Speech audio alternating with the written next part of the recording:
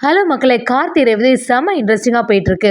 சிவனாண்டியும் முத்துவேலும் சேர்ந்து இந்த சாமுண்டீஸ்வரி தான் கோவில் சிலைய கடத்துனாங்கன்னு சொல்லிட்டு ஊர் மக்களுக்கு இடையே ஒரு புரளிய உண்டு பண்றாங்க. அது மாதிரி எல்லாரும் சேர்ந்து நம்ம சாமுண்டீஸ்வரர் வீட்ல சோதனை பண்ண வரும்போது, அந்த இடத்துல ஏதோ மந்திரம் பண்ற மாரி உள்ள எல்லா வகைகளையும் பார்த்துடுறாங்க. இத பார்த்த உடனே இதுவே ஒரு சாட்சி. கண்டிப்பா இந்த சிலைய கடத்துனது சாமுண்டீஸ்வரி தான். இந்த கும்பாபிஷேகம் நடக்கக்கூடாதுன்னு சொல்லிட்டு முதல்லே தடங்கலா இருந்தது இவங்க தான். அதனால இதுக்கு எல்லாம் காரணம் இந்த சாமுண்டேஸ்வரி தானே சொல்லிட்டு எல்லாருக்கு முன்னிலையிலும் பஞ்சாயத்துக்கு முன்னாடி நம்ம சாமுண்டேஸ்வரியை நிக்க வைக்கிறாங்க. அந்த இடத்துல கேள்வி மேல கேள்வி கேட்கும்போது நம்ம கார்த்தி சாமுண்டேஸ்வரிக்கு சப்போர்ட்டிவா உங்களுக்கு என்ன சிலை தானே வேணும், இன்னும் ஒரு நாள் நான் அந்த சிலையை கண்டுபிடிச்சு தரேன். கண்டிப்பா இது என்னோட அத்தை பண்ண வேலை கிடையாது. யார் இதுக்கு பின்னாடி மறைஞ்சிருக்காங்களோ அவங்களோட உண்மை முகத்தை இந்த இடத்துல கொண்டு வருவேன்னு சொல்லிட்டு நம்ம கார்த்தி செம மாசா பஞ்சாயத்துல சொல்லிட்டு வராங்க. அது கோவில் சிலையும் கண்டுபிடிச்சிட்டாங்கன்னே சொல்லலாம். வீடியோக்குள்ள போறதுக்கு முன்னாடி யாரெல்லாம் நம்ம சேனலுக்கு சப்ஸ்கிரைப் பண்ணலையோ அவங்க சப்ஸ்கிரைப் பண்ணிடுங்க. அப்படியே பக்கத்துல இருக்க பெல் ஐக்கானையும் கிளிக் பண்ணிடுங்க. அப்பதான் நான் போடுற வீடியோ எல்லாம் உங்களுக்கு நோட்டிபிகேஷனா வரும். கோவில் சிலையை காணல் சொல்லிட்டு பரமேஸ்வரி பாட்டி அந்த இடத்துல செமையா பதட்டம் ஆகுறாங்க. அதே சமயத்துல சிவனுடைய முத்துவேலும் கூட்டத்துல நின்ன ஒரு ஆளுகிட்ட கண்ணை காட்டவும் அந்த ஆளும் அந்த இடத்துல இது எல்லாத்துக்கும் காரணம் அந்த சாமுண்டேஸ்வரி தான் அப்படின்னு சொன்ன உடனே நம்ம பாட்டி கார்த்தி எல்லாருமே ரொம்பவே பதட்டம் ஆயிடுறாங்க. இதுக்கு இப்ப தேவையில்லாம அத்தை இழுக்கிறீங்கன்னு கேட்கும்போது ஆமா அவங்க தான் இந்த கும்பாபிஷேகம் நடக்கக்கூடாதுன்னு நினைச்சாங்க. அவங்கள அன்னைக்கு கூப்பிடும் போது கூட எதுவுமே பதில் சொல்லல, வரவும் மாட்டேன்னு மூஞ்சில் அடிச்ச மாதிரி சொல்லிட்டாங்க. ஒரு ஊர் தலைவியாட்டி இருந்துட்டு இப்படியா பண்ணுவாங்க அப்படிங்கிற மாதிரி கேள்வி கேட்கவும் நம்ம கார்த்தி அந்த இடத்துல சமாதானப்படுத்தி பாக்குறாங்க. இருந்தாலும் ஊர் மக்கள் எல்லாரும் விடுற மாதிரி இல்ல. அந்த இடத்துல பரமேஸ்வரி பாட்டியும் கண்டிப்பா ஈஸ்வரி இந்த வேலையெல்லாம் செய்திருக்க மாட்டா, நீங்க வேணும்னு இப்படி ஒரு பழிய போடுறீங்க அவன் மேல அப்படின்னு சொல்லும் போது அதை கேட்கிற மாதிரி மனநிலையில யாருமே இல்ல. நம்ம ராஜராஜனும் எல்லாத்தையும் எடுத்து சொல்லும் போது அவங்க எப்படி இருந்தாலும் சாமுண்டீஸ்வரோட வீட்டுக்கே போய் கேட்கலாம் சொல்லிட்டு ஒரு முடிவோட சிவனாண்டி முத்துவேல் அது மட்டும் இல்லாம ஊர் மக்கள் எல்லாரும் சேர்ந்த மாதிரி நம்ம சாமுண்டீஸ்வரோட வீட்டுக்கு வராங்க. சாமுண்டீஸ்வரி இதை கொஞ்சம் கூட எதிர்பார்க்கல. அந்த இடத்துல வந்த உடனே எதுக்கு இப்ப எல்லாரும் சேர்ந்த மாதிரி வந்திருக்கீங்கன்னு கேட்கும்போது சிவனாண்டி அந்த இடத்துல வந்து என்ன எதுவுமே தெரியாத மாதிரி நடிச்சிட்டு இருக்க, சாமி சிலை எங்க அப்படின்னு கேட்கும்போது நம்ம சாமுண்டீஸ்வரியும் என்ன சொல்றீங்க, நீங்க எதை பத்தி கேட்குறீங்கன்னு எனக்கு புரிய மாட்டேங்குது அப்படி சொல்லும்போது கோவில இருந்த சிலையே காணல, அது காரணம் நீ தான் எங்கேயாவது கடத்தி வச்சிருப்ப அப்படின்னு சொன்ன உடனே சாமுண்டீஸ்வரியும் அப்படியே அதிர்ச்சி ஆயிடுறாங்க.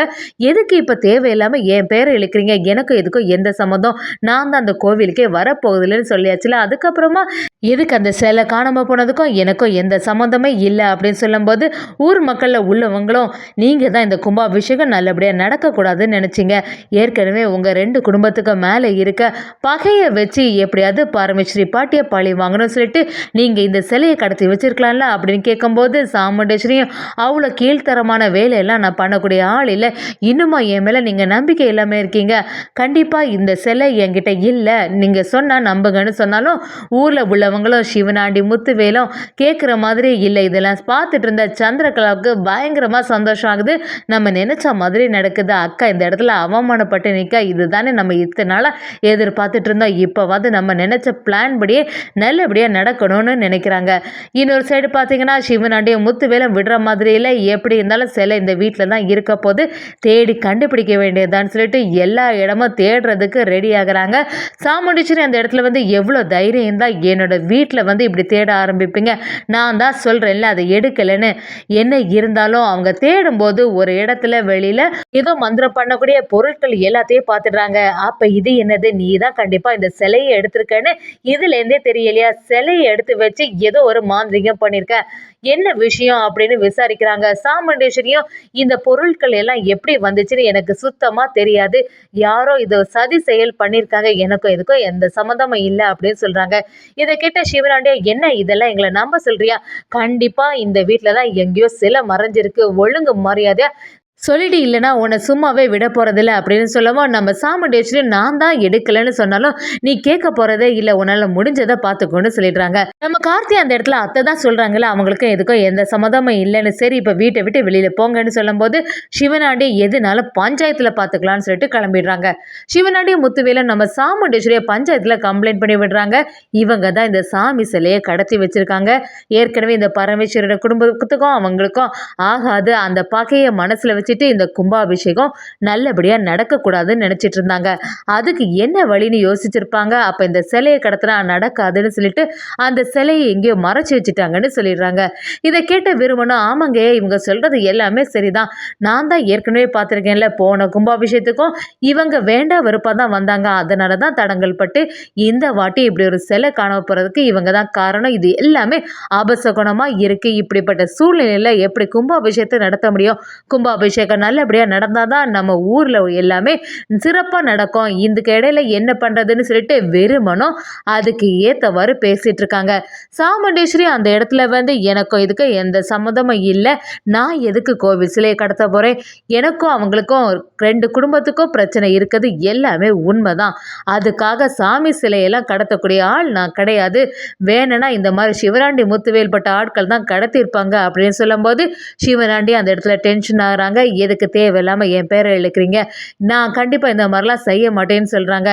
அதே மாதிரி சிவனாண்டி அந்த இடத்துல அப்புறமா நீங்கள் சிலையை கடத்தலைன்னா அந்த பொருட்கள் எல்லாம் உங்கள் வீட்டில் எப்படி வந்திருக்கோம், கண்டிப்பாக நீங்கள் தான் சிலையை கடத்தி வச்சு இந்த கும்பாபிஷேகம் நடத்த விடாமல் பண்ணுறதுன்னு சொல்லிட்டு ஆணித்தரமாக அந்த இடத்துல பேசுகிறாங்க. இதை கேட்டுட்டு இருந்த நம்ம கார்த்தியும், எனக்கு தேவையில்லாமல் பேசிட்டு இருக்கீங்க, அதான் அத்தை சொல்கிறாங்கல்ல, கண்டிப்பாக இந்த இடத்துல சிலையை கடத்தக்கூடிய ஆள் அவங்க கிடையாதுன்னு, அதுக்கப்புறமா எதுக்கு தேவையில்லாமல் அவங்க மேலே பழியை போட்டுட்ருக்கீங்க அப்படின்னு கேட்கும்போது சிவனாண்டியும், நீ சொல்கிறது எல்லாமே சரிதான், அப்போ சிலை எங்கே தான் போச்சு அப்படின்னு விசாரிக்கிறாங்க.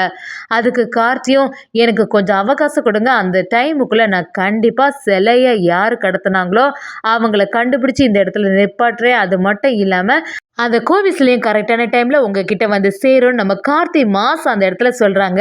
நம்ம சாமுண்டேஸ்வரியும் கார்த்திகிட்ட வந்து, என்ன மாப்பிள்ளை இங்கே நடக்குது, நீங்கள் எப்படி அந்த கோவில் சிலையை கண்டுபிடிப்பீங்க, எல்லாத்துக்கும் காரணம் அந்த சிவனாண்டி முத்துவேலோட பிளானாக தான் இருக்கும் அப்படிங்கிற மாதிரி சொல்கிறாங்க. கார்த்தியை, நீங்கள் சொல்கிறது எல்லாமே சரிதான் அந்த, இவங்க பின்னாடி தான் ஏதோ ஒரு சூழ்ச்சி மறைஞ்சிருக்கு, அதை கண்டுபிடிச்சிடலான்னு சொல்லிடுறாங்க. ராஜராஜனும் கார்த்திகிட்ட வந்து, என்ன மாப்பிள்ளை இங்கே நடக்குது, நம்ம இந்த வாட்டியாவது கும்பாபிஷேகம் நல்லபடியாக நடக்கும், இந்த 2 குடும்பமும் ஒன்று சேரும்னு பார்த்தா இவ்வளோ பிரச்சனைகள்லாம் வரும்னு நான் கொஞ்சம் கூட எதிர்பார்க்கலன்னு சொல்லும்போது பரமேஸ்வரி பாட்டியும் கார்த்திகிட்ட வந்து, என்னையா இப்போ என்ன பண்ணுறது, தேவையில்லாமல் சாமுண்டீஸ்வரிக்கு மேலே வேற பழியை போட்டுட்டாங்களே, அவளுக்கு எதுக்கும் எந்த சம்மந்தமும் இல்லை, இப்போ இன்னும் கொஞ்சம் நம்ம மேலே உள்ள கோபம் அதிகரிச்சிருக்குமே அப்படின்னு யோசிக்கிறாங்க. பரமேஸ்வரி பாட்டியும் நம்ம சாமுண்டீஸ்வரி கிட்ட வந்து பேச வராங்க. ஈஸ்வரியும் அந்த இடத்துல என்ன கிளவி, இப்போ உனக்கு சந்தோஷமா, என்ன இப்படி ஒரு பஞ்சாயத்தில் நிற்க வச்சு அவமானப்படுத்துறதுக்கு தானே யோசிச்சுட்டே இருந்த, அது மாதிரியே நடந்துச்சுல, இப்போ நிம்மதியாக உனக்குன்னு கேட்கும்போது பரமேஸ்வரி பாட்டியும், என்ன நீ பேசுகிற, உனக்கு ஏதாவது ஒரு அவமானம்னா அது எனக்கும் அவமானம் ஆகுற மாதிரி தான், நீ எப்படி இந்த மாதிரி காரியம் பண்ண மாட்டேன்னு எனக்கு நல்லாவே தெரியும், எப்படி இருந்தாலும் கார்த்தி எல்லா உண்மையும் வெளிக்கொண்டு வருவான் அப்படிங்கிற மாதிரி நம்ம பரமேஸ்வரி பாட்டி மனசில் யோசித்து வச்சுருக்காங்க. கார்த்தியும் மயில் வாகனமும் சேர்ந்த மாதிரி செம மாசாட்டு, எப்படியும் இந்த சிவனாண்டி முத்துவேலோட வேலையாக தான் இருக்கும், இதுக்கு பின்னாடி காளியம்மை வெறுமனும் இருப்பாங்க, அதனால காளியம்மோட வீட்டு பக்கத்தில் ஏதாவது எங்கேயாவது இந்த சிலை மறைஞ்சிருக்குமோன்னு சொல்லிட்டு அதுக்கான வேலைகளை தொடங்குறாங்கன்னே சொல்லலாம். ஒரு வழியாக கார்த்தி செம மாதம் அந்த சிலையை கண்டுபிடிச்சு நம்ம சாமுண்டீஸ்வரோட பேரை காப்பாற்றிடுவாங்கன்னு சொல்லலாம்.